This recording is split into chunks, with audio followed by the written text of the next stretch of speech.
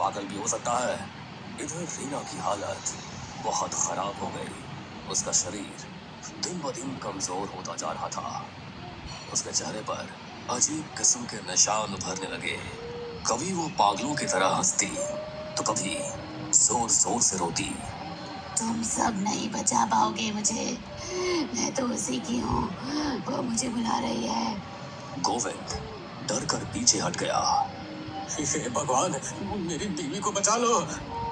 उस रात चौकीदार ने फिर काली साड़ी वाली औरत को देखा। उसने तुरंत गांव वालों को खबर दी। पंडित जी, गोविंद, गफूर और रामलाल लालटेन लेकर उस ओर भागे। तालाब के किनारे चांदनी रात में वो औरत खड़ी थी। उसके हाथ में मिट्टी का घड़ा। वो अजीब मंत्र पढ़ रही थी। अरे पापिन, ये क्या कर रही है तू? औरत ने धीरे धीरे मुड़कर उनकी ओर देखा। उसकी आंखें लाल थी। उसके होठों से खून टपक रहा था। आ गए तुम सब। जिसे बचाना चाहते हो उसे तो मैं पहले ही बांध चुकी हूँ, अब कोई नहीं छुड़ा सकता। तू कौन है? तुम्हारी रीना, उसकी किस्मत मैंने लिख दी है। उसके जीवन की डोर अब मेरे हाथ में है। अपना नाम बता, वरना अग्नि देवता की सौगंध खाकर कहता हूँ तुझे मैं यहीं जलाकर भस्म कर दूंगा। मेरा नाम जगनी है।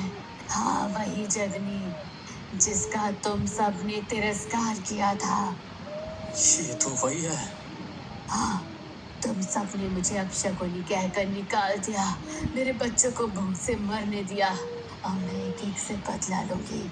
और रीना, वो मेरे टोटके की पहली शिकार है।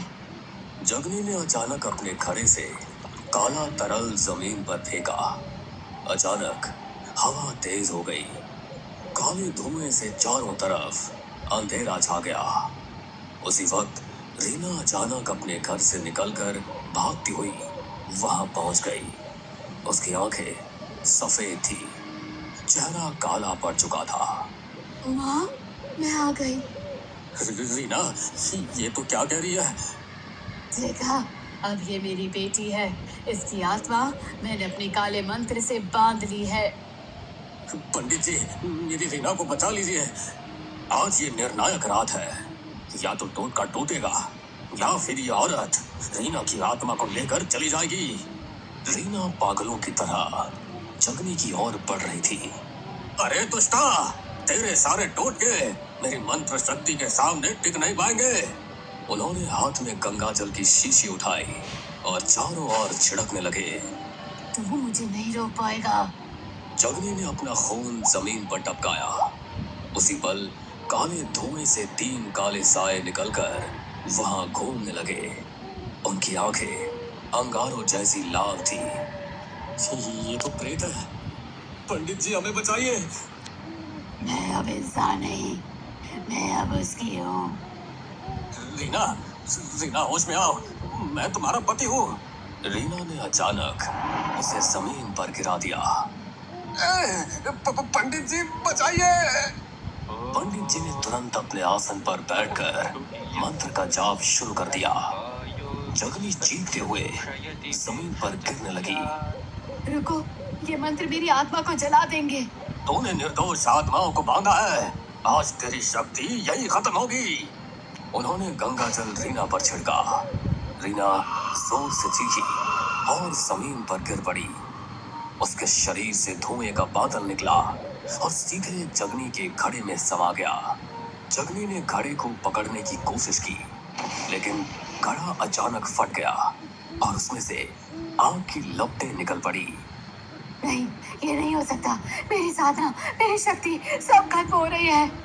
वो जमीन पर तड़पने लगी। उसका शरीर राख की तरह काला पड़ गया।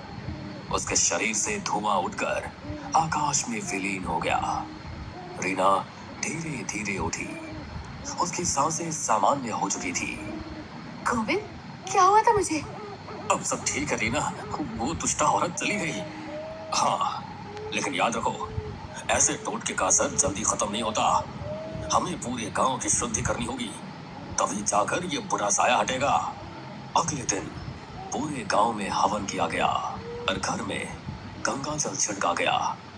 लोग अब धीरे धीरे चैन की सांस लेने लगे। पंडित जी, आपने हमें बचा लिया। बेटा देखो, बचाने वाला तो भगवान है, इंसान तो सिर्फ माध्यम होता है। रात गहरी होते ही पीपल के पेड़ के पास अब भी अजीब आवाजें आती है। शायद जगने की आत्मा अभी भी चैन से सो नहीं पाई। गांव वाले उस जगह से गुजरते हुए आज भी कांप जाते हैं। हमें पूरा यकीन है दोस्तों कि आप लोगों को ये कहानी जरूर पसंद आई होगी। अगर आपके साथ भी कुछ ऐसे अनकहे किस्से हो चुके हैं तो प्लीज हमारे साथ शेयर